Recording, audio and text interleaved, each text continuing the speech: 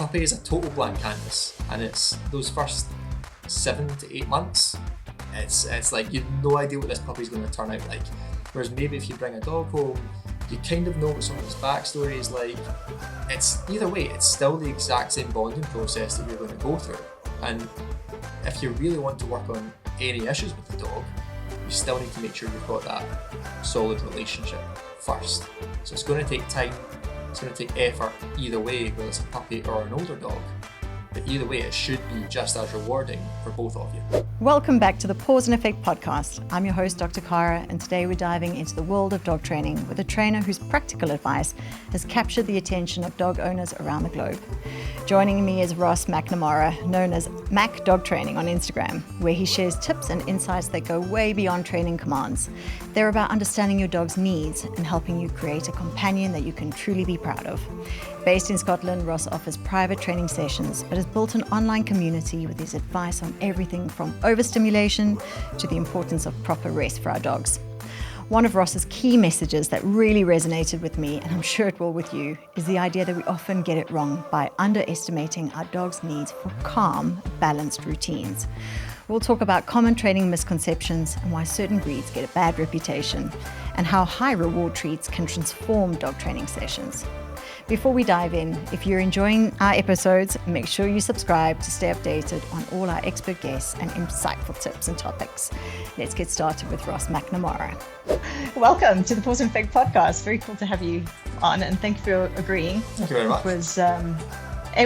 You inspired me because I love the Scottish accent. I spent 5 years in Edinburgh. That's where I qualified as a vet. Nice. So Nice, good.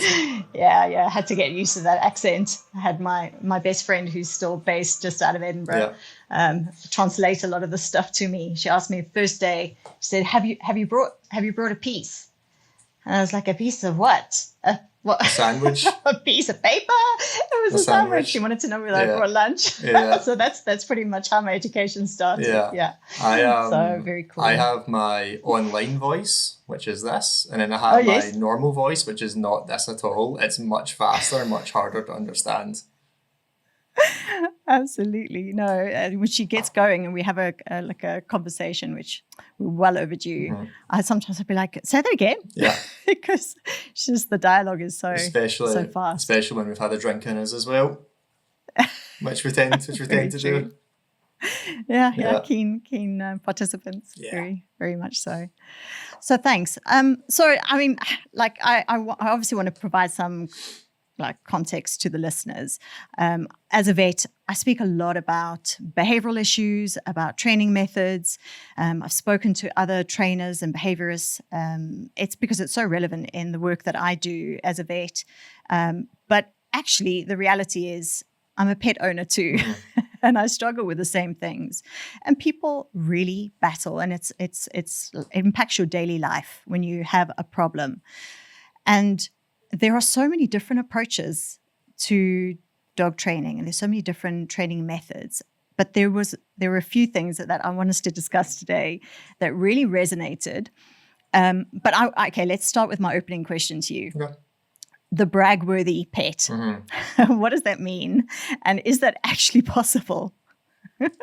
I think it is, simply because I brag about my own pet all the time. So I think other people should be allowed to as well. I think Hendrix is a great dog. I'm constantly talking about him.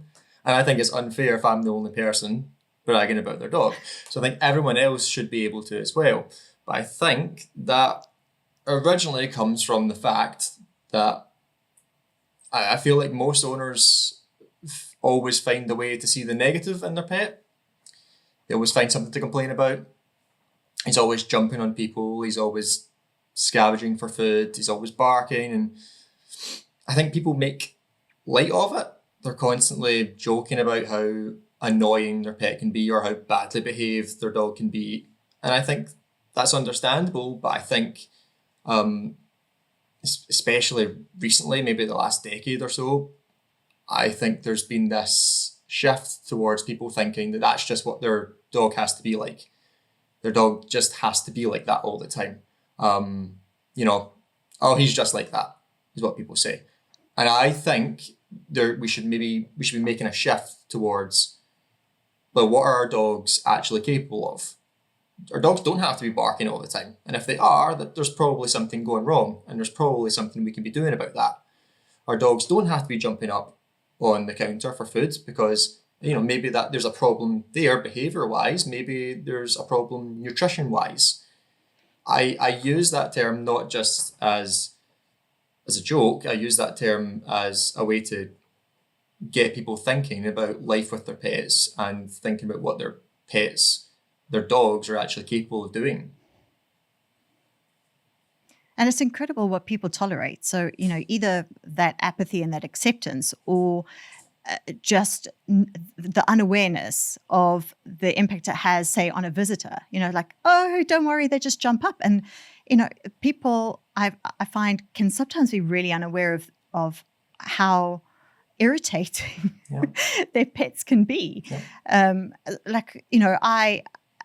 I know I've got Xena on my lap, the cat. I'm podcasting from my practice here in Durban in South Africa. But I've got to be aware of the fact that people may be allergic to her, and it's not okay that she just sits on anyone's lap. And I think it's the same. You don't want, a visitor to come and jump on your guest's beautiful, clean clothing and be like, oh, sorry, don't worry about him. And it's like, that's acceptance that bad behavior is just part of who they are as pets. Yeah. So you're striving to actually make people aware of what is acceptable and what's not, but also that they can make some changes. Yeah. I don't think it's necessarily anything difficult. Obviously, anytime you involve any sort of training with an animal, it does involve a decent amount of effort. There is something needs to be done on the human side.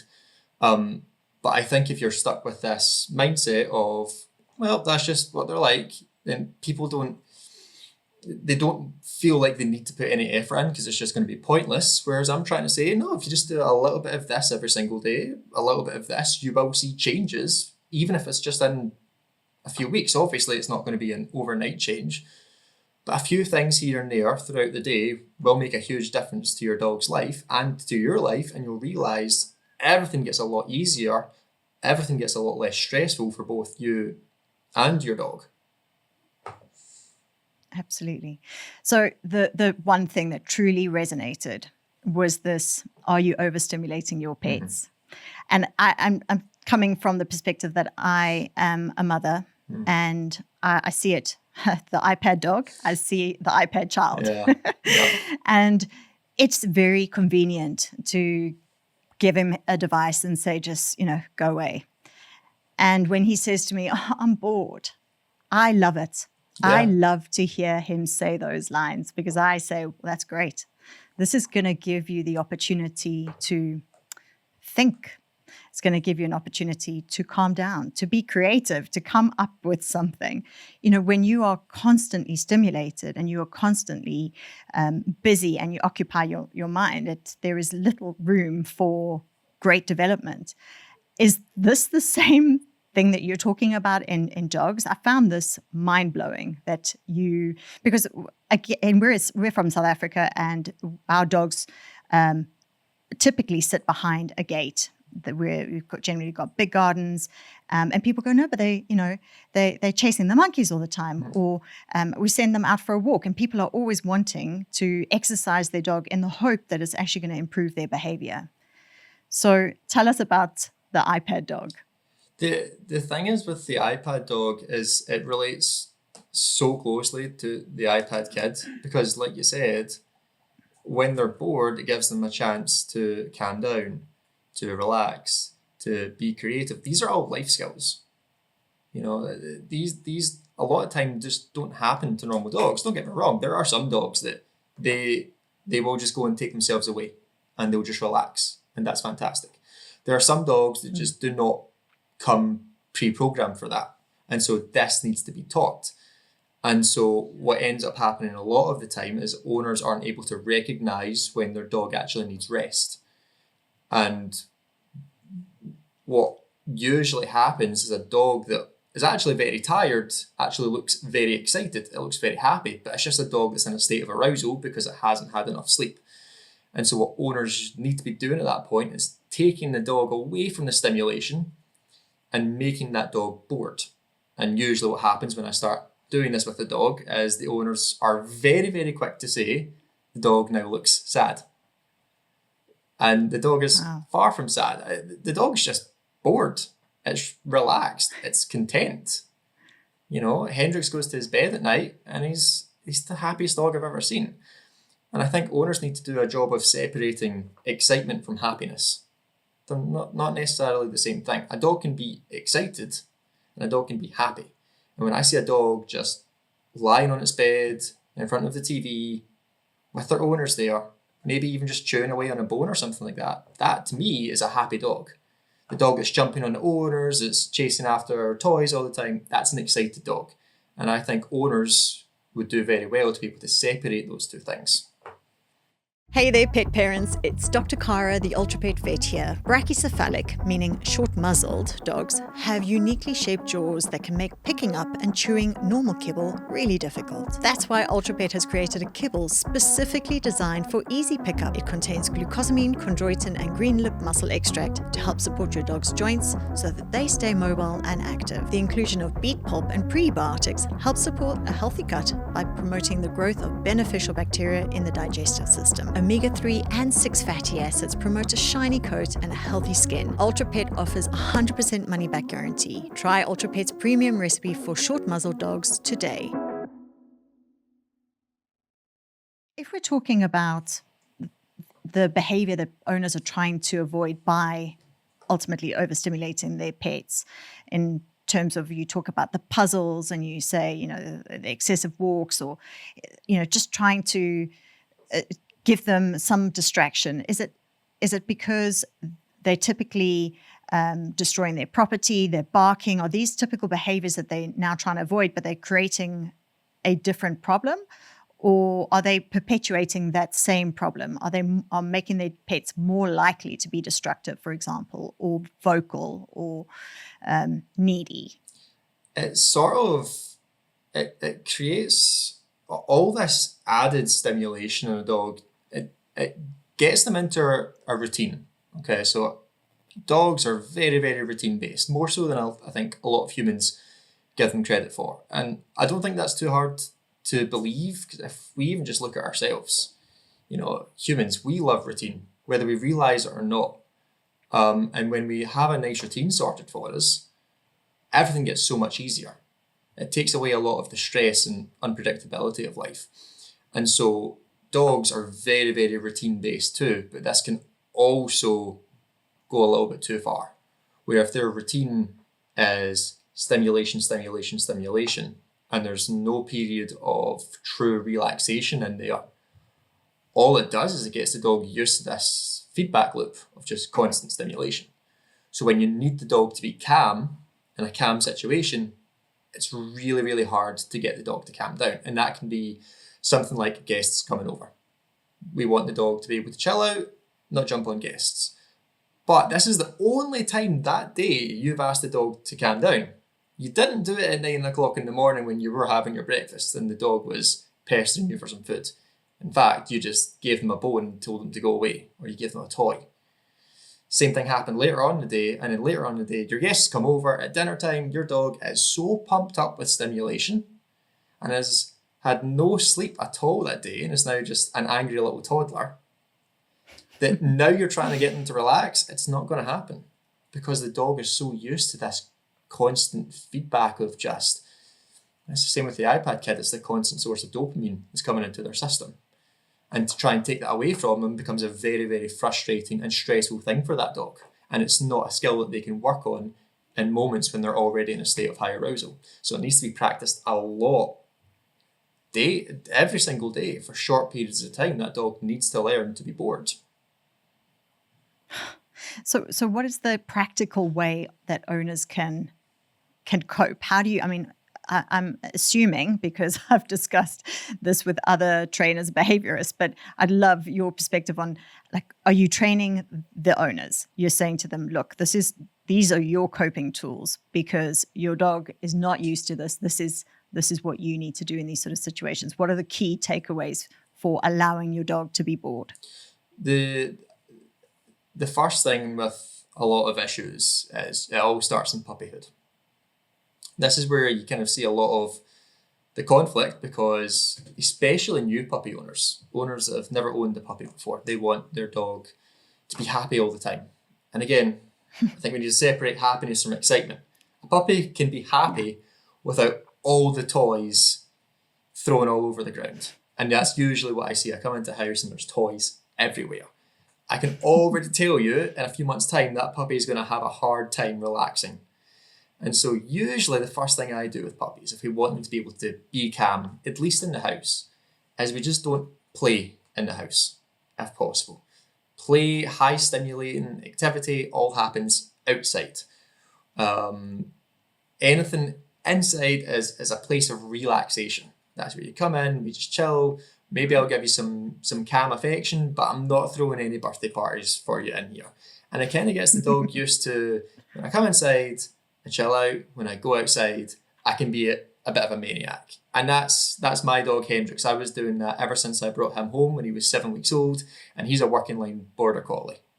Okay, we go outside, he can be a maniac if he wants to be. But inside, he needs to come in, chill, relax. Because as far as he's concerned, there's no possibility that I'm going to be playing with him at all. And I teach the exact same things to people as well. That's great advice. I love that. And so the inside is calm. Yeah. But what happens when they then go outside and you send them outside and say, for the South African dogs, many of which previous guests have been horrified, but some dogs here are outdoor dogs, are left to their own devices and then become very destructive. So, try and get up the property or destroy the garden or chew on their cars. Yeah. How do you manage that if you don't have a situation where outside is their space? What is the advice in terms of is the stimulation happening when you're going for a dog walk, for example, or do you have certain times a day? What is the practical advice for us where we don't always have our dogs in the house? So this is usually, I run into the same issue here where we go to take the dog for a walk and now all of a sudden it's barking at every single dog that goes by, it's chasing every animal or leaf that happens to fly across the road. It's just, again, outside is a whole different world. And again, it comes back to stimulation. It's just everything is now going into that dog's brain and they can't properly process it. Usually if I've got a dog that goes outside and is tearing stuff up, then that tells me that that dog needs something to be doing when it's out there. There's maybe some lack of fulfillment that's going on there as well. That's usually where, again, it takes a little bit of involvement from the owner to find out what that dog truly needs. To go through sequences of genetic fulfillment. What does that dog like to do? Does it want to jump up? Does it want to bite stuff? Does it want to chase stuff? Does it want to sniff stuff? Well, what does it like doing? And can we find more productive outlets to do that? For instance, a really common one, we've got a lot of terrier type dogs. Okay. Now, the one thing about terrier type dogs, for instance, a big one is the Jack Russell Terrier. They love to dig. And so a lot of my clients that have Jack Russell Terriers, they're always complaining before they even tell me what the problem is. I can be like, yeah, you've got holes in your back garden, don't you? Because that dog will go out there and just dig. And it will dig up plants, it will dig up whatever's out there. I had a client once, Jack Russell got out into the garden and was making a hole, and it was digging that hole for hours. Eventually it brought up a beloved pet family member that had been lying under the ground for a while, if you know what I mean. It was a hamster. No. So, I mean, the dog had a great time with that one, but I don't think the owners enjoyed seeing that memory, unfortunately. Oh, wow. Okay. But as far as that dog was concerned, it finally had a job to do. It was just a bit inappropriate, if you know what I mean. So I had to coach the owners through on, okay, yes, we don't really want the dog digging up random holes, but at the same time, we can't just say no to that behaviour. We need to take that behaviour and put it somewhere else where we can say to the dog, that behaviour is allowed, but only here. In this specific context, it's not allowed here. And dogs can learn very contextually like that, as long as the owners are consistent and are doing something similar to this every single day. So with that dog, what we did is we deliberately set up a cue, a word that would tell the dog, okay, now is your time to dig. Go for it, have fun, go nuts, but you can only do it here.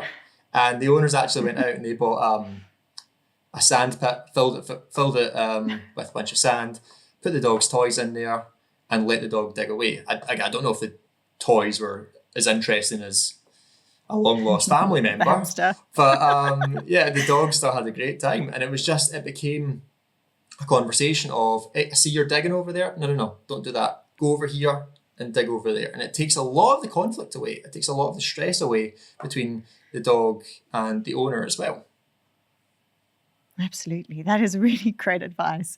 So before we go into, I want to discuss some other actual training tips that you advise, particularly through your social media platform. Mm-hmm. Let's talk about breed-specific problems, because I know that you've recently tackled the poor Chihuahua. Yeah. And I'd like you to give my listeners your advice on why these dogs get a bad reputation, and if they are owners of these small breed dogs, how they can manage this. Will you share your insight into Chihuahuas?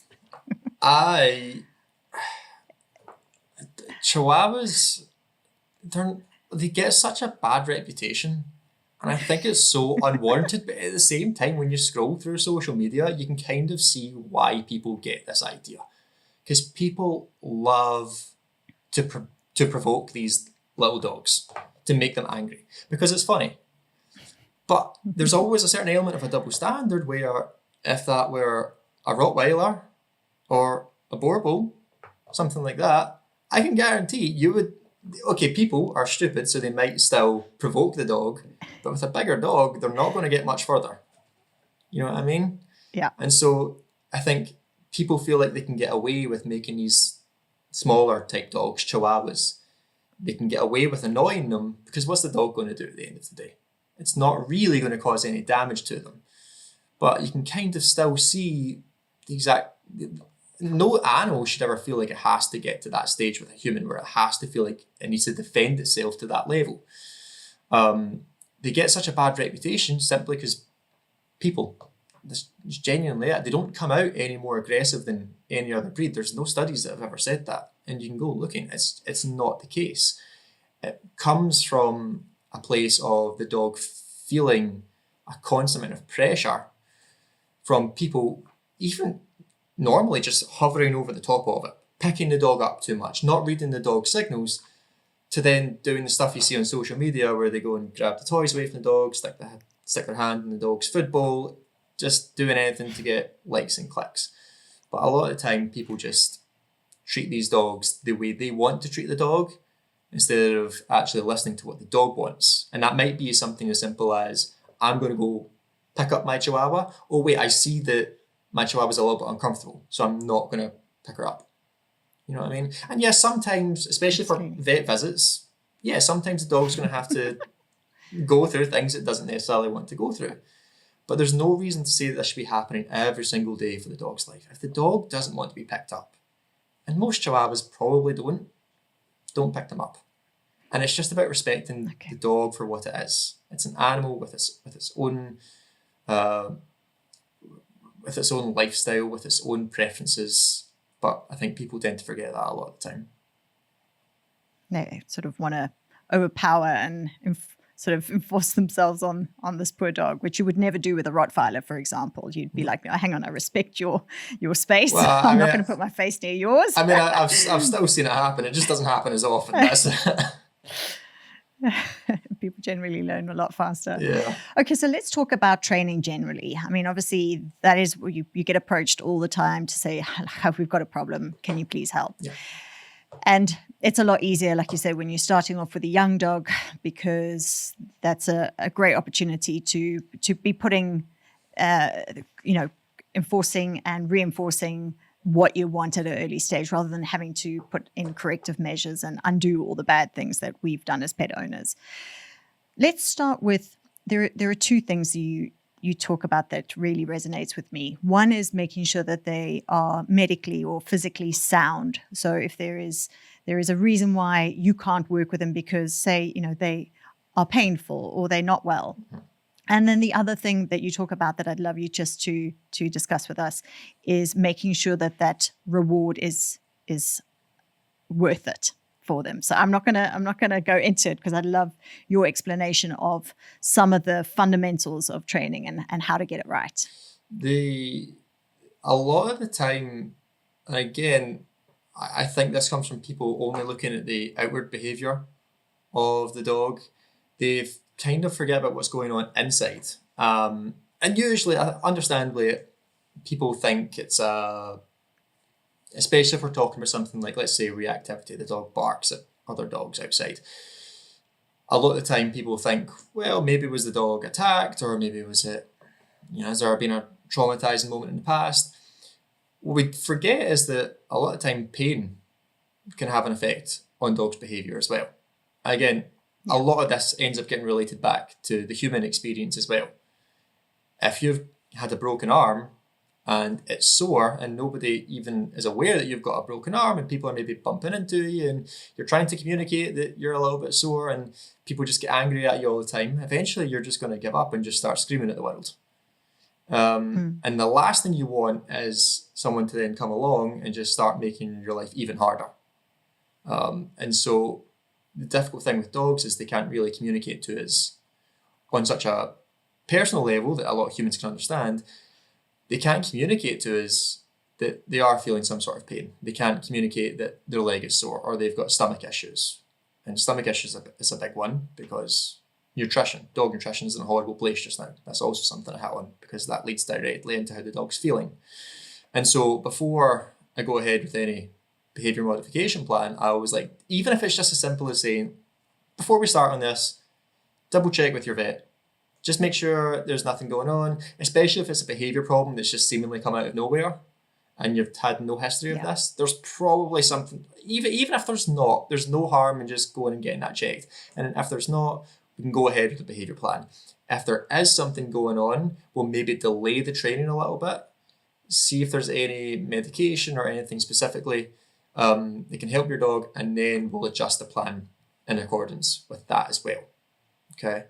The other thing is, because every behaviour modification plan, especially if you do really want your dog to get over their issues, it's going to involve a certain level of stress involved in order for the dog to learn. We can't really grow without a certain level of stress. I always relate it back to the first day of school. Terribly stressful experience. First day at work, terribly stressful experience. But hopefully over the initial few days are a little bit rocky, but it gets a little bit easier as you go on through the exposure to that level of stress. And then you go into high school after, and then that's a whole other level of stress, but you get used to that. And then your career comes along, that's a whole other level of stress, but you get used to that as well. So it's incremental exposure to stress with our dogs. When we start doing this, we want to make sure that we at least have some sort of motivation going into it. Because although the dog is going to be stressed, we want to make sure the dog is at least a willing participant in this and actually wants to be able to do this. In order to do that, we need to build up motivation. Motivation in dogs is I usually put it down to three main things. The top three rewards, starting from usually least favourite to their favourite, is affection from the person. So they like their people, but usually in a stressful event, there's better reinforcers, there's better motivators. The second thing is usually toys. So dogs like to play, but sometimes that can be tricky in a stressful situation because dogs don't necessarily feel open or vulnerable enough to play. The top one is pretty easy. It's food. But even saying that, during some training setups, you don't tend to find a dog is very interested in food. And so sometimes what we need to do, if the situation or the environment is a little bit difficult for the dog, you want to play around with different type of motivators. So not just affection, toys and food, but even within that, is it your affection? Can you make it a little bit more exciting with them? Maybe they want to chase you around, maybe they want a game.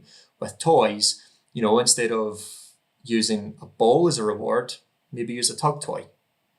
Instead of using their kibble as a food reward, maybe something with a bit of value to it, like some cooked chicken or cooked beef. A lot of this is really tricky to say because it comes down to the individual dog and what they find motivating, what they find reinforcing. A lot of people ask me on calls, like, what should I use? Should I use my dog's food? Should I use toys? I'm like, I don't know. That's for you to find out. You need to go and learn more about your dog and what they like before then going and putting them in stressful situations. And then maybe during play with their dog, they'll go, oh, his leg seems a little bit strange. Maybe you've got a pain problem. So there needs to be a certain level of investigation into their own pets. They need to understand more about their own pets and their own behaviour and what drives that dog's behaviour before then just going straight into training and hoping for the best. There's a lot of work that needs to be done before it. That's really great advice. And your perspective on nutrition, you say obviously this is critical for a well-balanced, calm, thriving dog. What kind of advice are you giving in terms of feeding your dog and having them on the right diet longer term? A lot of the time is, again, and I would never put the blame on the owners for this specific problem, because people are fooled by the big companies. They say their food is high quality, and oftentimes if you just read the back and you read the ingredients, it's not high quality. And I always say to the owners, it's the equivalent of just feeding your dog McDonald's every single day. It might be good initially, but there's no real nutrition in there. And before you know it, you're just going to start feeling pretty horrible by the end of the week. And again, that can lead to certain issues inside. It can lead inside the gut. It can lead to, especially a lot of food is high in carbs. And so you're talking about sugar spikes and sugar drops. So the dog's mood changes. Sometimes they get lazy, and then sometimes it puts on a lot of weight onto the dog as well. All these things affect the dog's mood, and it affects the dog's emotions, and it affects the dog's performance and training as well. And so that's another thing I tell owners to look at before we do any serious training is just make sure your dog's on good quality food. It doesn't need to be on the most pristine, expensive, high quality raw food. Just something a little bit better that has a higher percentage of meats in it, a little bit more protein in it, and just try and balance that food out a little bit more instead of just buying the first option that you see on the shelves that just happens to have nice looking packaging on it. Absolutely. And your advice on, and I ask this to everybody because I'm genuinely interested, the impact of having an uncastrated, for example, or an entire female. How do you feel hormonal issues contribute to some of the behavioral issues that you're seeing? I've just recently had an intact male that I was working with, and he's just going through his adolescence. So that's a fun period. I think the adolescent stage in most dogs is actually kind of a difficult period. That does come into play with the dog's own hormones as well. And there are certain elements of it, castrated versus uncastrated. There's a pros and their cons. But I think the studies out there are there's such a big grey area. And a lot of people ask me, I get the question all the time. And I got the same question with that intact German Shepherd. They said, is it going to help if I give him the snip? And I honestly look in their face and just go, I don't know, because there are so many other factors into it. I think a lot of people think that, oh, well, my dog's a bit excited. If I just have him castrated, it's going to calm him down immediately. And I'm like, whoa, put the brakes on. Let's figure out whether or not that might happen. It might not happen. It's really, really difficult to say either way, and it's not a guarantee. And so I say, maybe let's hold off a few months. Let's see if the training has an effect first, and then let's see what we need to think about it. But it's never going to be a guarantee either way, as far as I'm concerned, when it comes to the dog's own individual behaviour, because there's so many other factors that influence dog behaviour. Again, diet, health, lifestyle with the owner, previous experiences, all that sort of stuff. Whether the dog is intact or not there's just another factor that needs to be taken into account. Absolutely, I agree with you. And so let's talk about training. What are the absolute fundamentals for you? What are the basic expectations to say you have a dog that is adequately, I mean, the work that you do with your dog is on another level and we can all aspire to it, but maybe it's not necessarily practical for most people. Or you may disagree, but what are the fundamental things that I think you instill in your owners as a priority when you see them?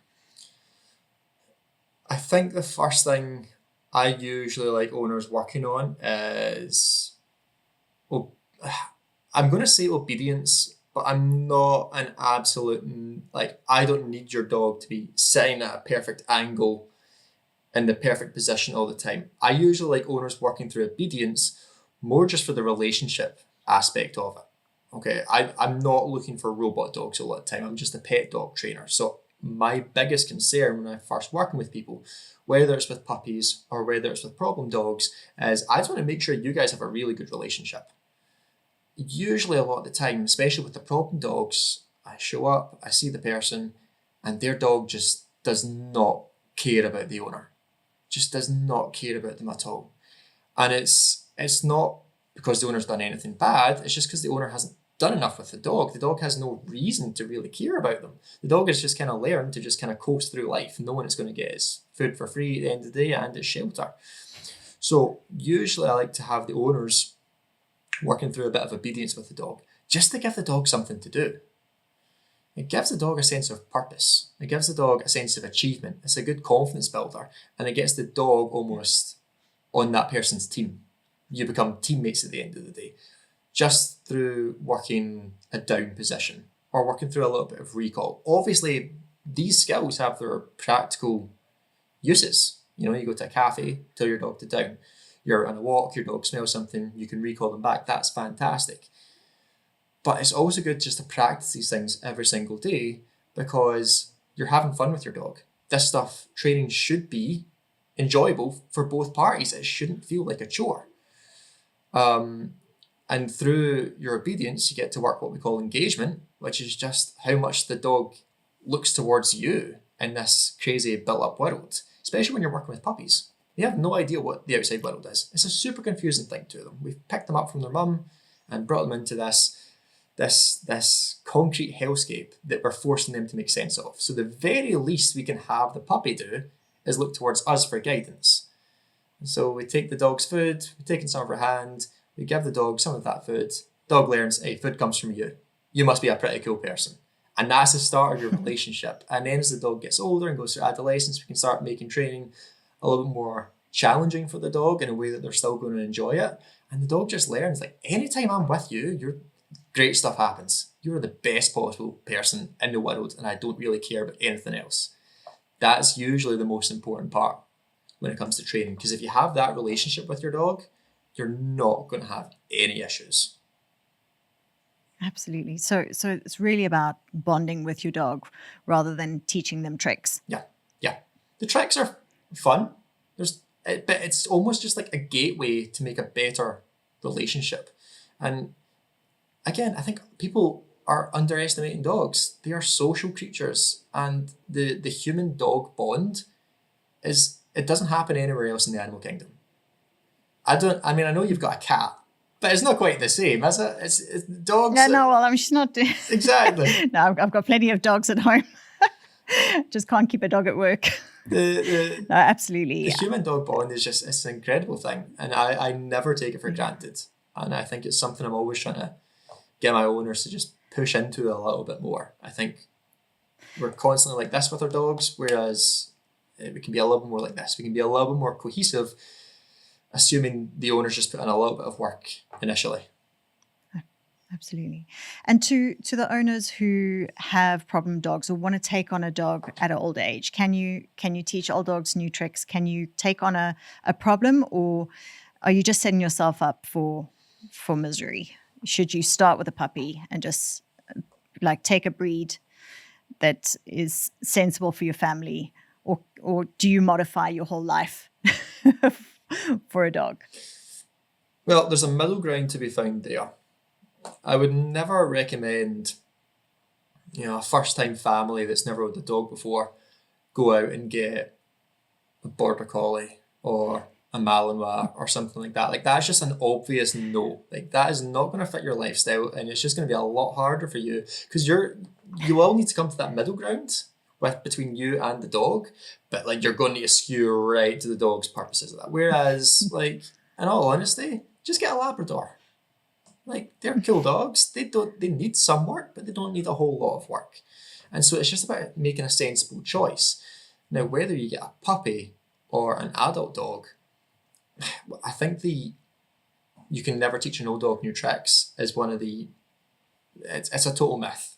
I have taught plenty of old dogs new tricks. Does it take them a little bit longer to learn this stuff? Absolutely. But again, it comes down to reading the dog that's in front of you, understanding what their own strengths and weaknesses are, and you get a lot of that through the bonding process that you do with your dog.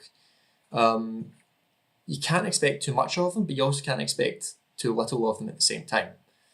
A puppy is a total blank canvas, and it's those first 7 to 8 months, it's like you've no idea what this puppy's going to turn out like. Whereas maybe if you bring a dog home, you kind of know what some of its backstory is like. It's either way, it's still the exact same bonding process that you're going to go through. And if you really want to work on any issues with the dog, you still need to make sure you've got that solid relationship first. So it's going to take time, it's going to take effort either way, whether it's a puppy or an older dog. But either way, it should be just as rewarding for both of you. Absolutely. So I know we're running out of time, but if people want to consult with you, do you offer online consultations? It's in-person only? What's the best way to get in touch with you? So I do a mix. I do a lot of in-person work for the problem dogs locally in Scotland, but I do a lot of virtual one-to-ones where people just tell me all their issues with their dog, and I need to try and really narrow it down to go, let's just work on these few things for just now and let's see where we need to go after that. But there's really no limitation. If you've got an issue with your dog, let's talk about it. Let's see where the issues are. Let's see what you're not doing enough of. Let's see what you're maybe doing too much of, and just try and find that middle ground between you and your dog. Absolutely. And so where will they find you? How do they get in touch? Instagram. I'm also on TikTok a lot of time, and if you want to book any consultations with me, all the links are in my bio in there. Fantastic. Thank you so much, Ross. It's been really interesting having a chat.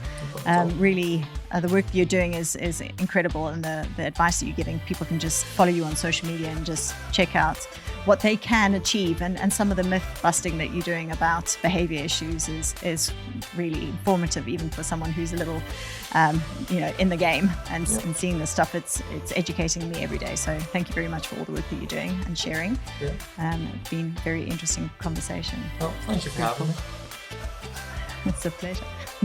Thank you so much for tuning into today's episode on the Paws Effect Podcast. If you found the discussion helpful, please like, share, and follow our podcast. Don't forget to leave us a comment or review. We love hearing from our listeners. Remember, you can listen to us on your preferred podcast platform.